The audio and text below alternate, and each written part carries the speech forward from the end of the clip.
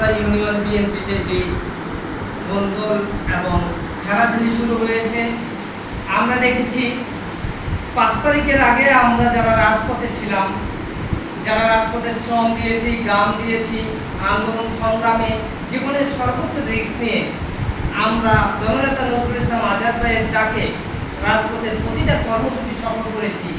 আজকে আমরা দেখতেছি রাজনৈতিক পট পরিবর্তনের পরে 5ই আগস্ট ছাত্র জনতার রক্তক্ষয়ী গণ অভ্যুত্থানে খুনি ফ্যাসিস্ট দিল্লির দাসী শেখ হাসিনার পতনের পর রাজপথের কর্মীদেরকে আমরা খুব একটা সামনে এবং প্রোগ্রামের মঞ্চে দেখতে পাচ্ছি না।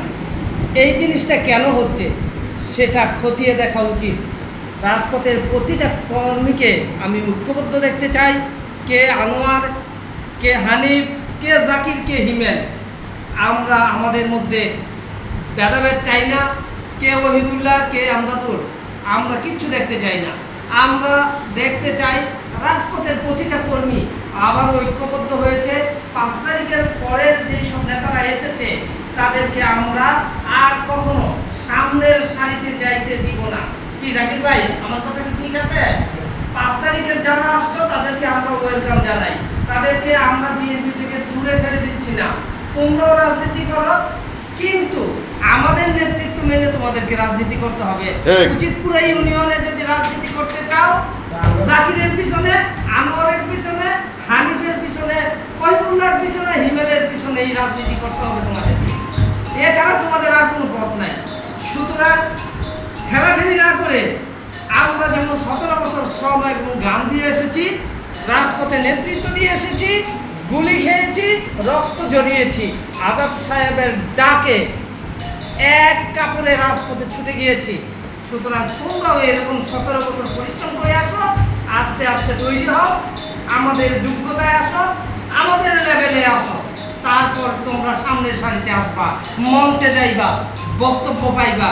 আদারওয়াইজ তোমাদেরকে কোনো সুযোগ দেওয়া হবে না। তোমরা দলের জন্য কাজ করো, তোমার যোগ্যতা, তোমার মেধা, তোমার শ্রম তোমাকে তোমার যোগ্য আসনে পৌঁছে দেবে। অযথা একজন ত্যাগী নেতাকে তুমি ছোট করবা, খাটো করবা, আমরা কিন্তু সেটা বরদাস্ত করব না। তোমরা যদি জাকির ভাইকে খাটো করো, হানিফ ভাইকে খাটো করো, আনোয়ার ভাইকে খাটো করো, ওহিদুল্লাহকে খাটো করো, তাহলে আমরা সেটা ভালো চোখে দেখবো না। আমরা তাদেরকে 20 দাঁত ভেঙে দেব, আমরা তাদের কালো হাত ভেঙে দেব। সুতরাং সাবধান হয়ে যাও। 5 তারিখের পরে যারা এসেছো তোমরা রাজনীতি করো, আমাদের কোনো আপত্তি নাই। ধানের শীষের পক্ষে জননেতা নজরুল ইসলাম আজাদ ভাইকে আগামী নির্বাচনে কিভাবে বিজয়ী করা যায় সেই লক্ষ্যে কাজ করো। আমরা আশাবাদী, আমরা যখন ঐক্যবদ্ধ হব, আনোয়ার, হানিফ, হিমেল, ওহিদুল্লাহ, জাকির, সুতরাং তখন 5 তারিখের সুবিধাবাদীরা, 5 তারিখের পরে যারা এসেছ তাদের কোনো কথায় কাজে সাধারণ কর্মীরা বিভ্রান্ত হবে না ইনশাল্লাহ। আমরা আশা করি আমরা আবার ঐক্যবদ্ধ হব। আমাদের মধ্যে যত বিভেদ আছে, আমাদের মধ্যে যত হিংসা আছে, আমরা সব ভুলে গিয়ে ধানের শীষের প্রতীকের জন্যে, জননেতা নজরুল ইসলাম আজাদকে বিজয়ী করার জন্যে আমরা একসাথে কাজ করব।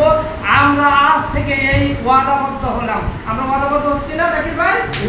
আমরা সব ভেদাভেদ ভুলে গিয়ে আমরা ঐক্যবদ্ধভাবে উচিতপুরা ইউনিয়নকে বিএনপির ঘাঁটি হিসাবে প্রতিষ্ঠিত করব, জননেতা নজরুল ইসলাম আজাদ ভাইয়ের ঘাঁটি হিসাবে প্রতিষ্ঠিত করব, জননেতা তারেক রহমানের ঘাঁটি হিসাবে আমরা উচিতপুরা ইউনিয়নকে তৈরি করব।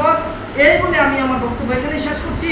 বাংলাদেশ জিন্দাবাদ, তারুণ্যের অহংকার, আগামী দিনের অবিসম্ভাবী রাষ্ট্রনায়ক জনাব তারেক রহমান জিন্দাবাদ। শহীদ জিয়া অমর হোক, খালেদা জিয়া দীর্ঘজীবী হোক। আমাদের 2500 উপজেলার 7.5 লক্ষ জনতার হৃদয়ের বাদশা জননেতা নজরুল ইসলাম আজাদ ভাই জিন্দাবাদ। ধন্যবাদ সবাইকে।